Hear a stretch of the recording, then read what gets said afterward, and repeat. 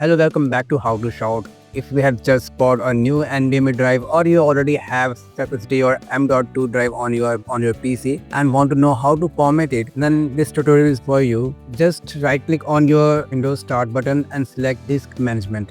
Here you will see all the drives which you have on your system. But how would you know that which drive is the NVMe? Because nothing is mentioned on these drives. There is no name or manufacturer name is mentioned on these drives. So what you have to do, just right click on your drive, select Properties and go to Events. Here you will see the name of your drive, which is this, and also it's showing that it is NVMe. So I know that this disk one is the NVMe drive on my system. If you have just bought a new drive, then you will have this unallocated space on your system. Or to format it, just right click, like New Simple Volume, click Next, and whatever amount you want to allocate to your partition, you can give that. Otherwise, it will consume all the available space. Click Next, and you can assign some custom letter here from the drop down. Otherwise, leave the default one and click Next. If you want to give some name to your drive, then you can give it from here. Like I'm giving How to Shout. You can give whatever you want. And here you need to select Perform, click Format. Otherwise, it will start formatting the drive deeply and it will consume a good amount of time. So I'm selecting here Perform, click Format option and clicking the Next button. And after that, select Finish, and there. So here the formatted drive I have on my system. If you want to delete or if you want to format some existing partition on your NVMe drive, then just right click on it, like Format.